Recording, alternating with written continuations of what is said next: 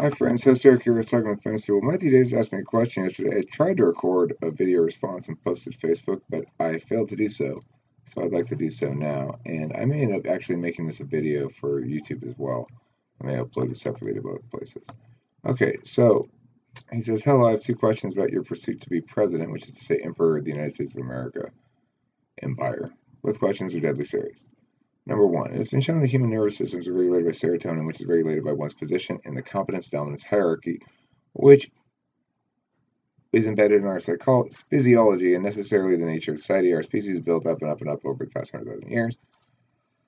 If you should be elected president, your serotonin levels will rise. In fact, one could argue that, at least subconsciously, the reason your DNA is compelling you to run for president is to rise higher in the competence-dominance hierarchy, boost your serotonin levels, as well as receiving the other benefits of being higher up in the status. And that would be not just your fault, just our DNA. What is your plan to not get a big head should power corrupt you? And if you are corrupted, what's your plan to pull yourself out of it? I don't view myself as corruptible because my goal is to do things the right way, not to do the right things. And I think that's important. And I don't see myself as corruptible by money per se, because I mean, if I were corruptible by money, then I'd be motivatable by money. you know, unfortunately, money's not a big motivation for me. It maybe needs to be more of one, but I don't feel particularly viable. I don't feel corruptible in the sense that I'm going to assume I know best about everything, because what I assume I know best about will remain the same, namely that I understand how we ought to do things the right way and prioritize that over doing the right things, which is the basic mistake of all politics and the status quo. Everyone's concerned about what's being done and not concerned enough about how it's being done. So that's the answer to the corruptibility thing. Is it true that, everybody to some extent is corrupted by power? Well, I mean, I know the ways in which I'll be corrupted by power. They're pretty simple. I'll probably indulge myself in terms of like eating fancy meals. If anything, my corruptibility will be like I'll be too lazy as a president. That's possible. I'll want to play a lot. I'm president. I can play around and have parties and whatever. That's possible.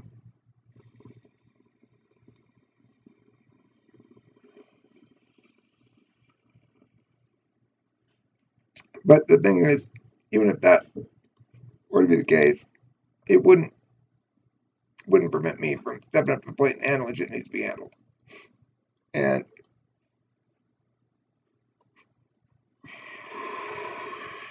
my goal ultimately is to make sure that individual people are not suffering from bullshit. Period. That's the way I can accomplish that. Question 2. Have you looked into the very strange happenings during the attack on 9/11? If you have and agree there's some crazy unexplained shit going on, what will you do once president to discuss this with people all over the world? Well, I probably won't do a whole hell of a lot to discuss it. Do I believe the official story on 9/11? No. When 9/11 happened and I was, how old was I? Maybe 29 or something, 30. I spent a good chunk of time very seriously invested in trying to figure out what the hell was going on there with that.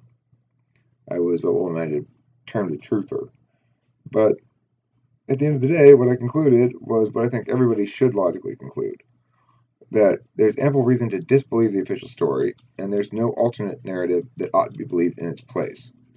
So that leaves us with the reality that we were lied to, is something I believe for sure, and that we need to accept that we don't know what the truth is.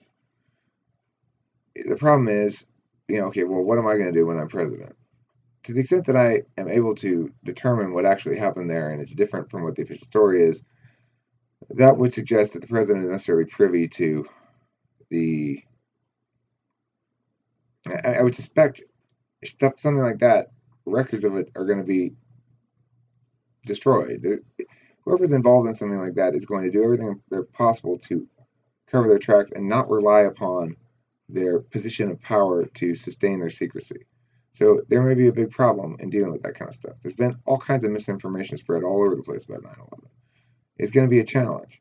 What I do want to do for sure is constrain the intelligence agencies. I want to have our intelligence agencies be doing things that are worth doing and not doing things that are not worth doing, and having a reasonable budget and not having to be hidden, have it be public. I mean, these are tools of the American people. They ought to be constrained in some fashion.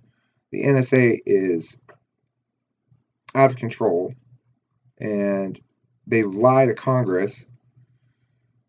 Clapper needs to be put in prison.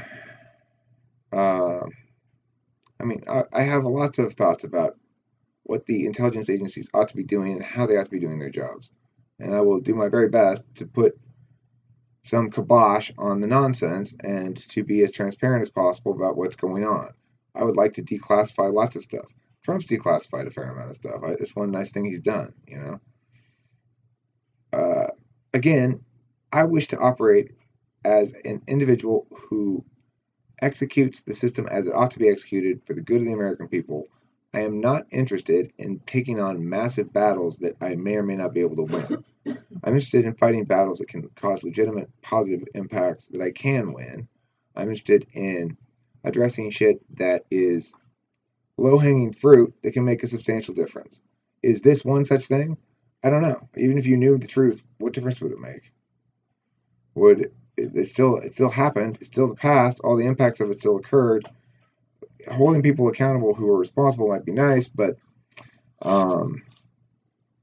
you know, I don't know. The fact that I don't believe the official story doesn't mean I don't believe it was terrorists from the Middle East. It means I don't believe the official story. I don't know what to believe at all. And I won't negate any possibility. I won't affirm any possibility. I don't know. Neither do any of us, frankly. So I do appreciate the questions very much, and I appreciate the opportunity to answer them. I hope to continue to provide answers to all questions from my future constituency that I have time to possibly answer.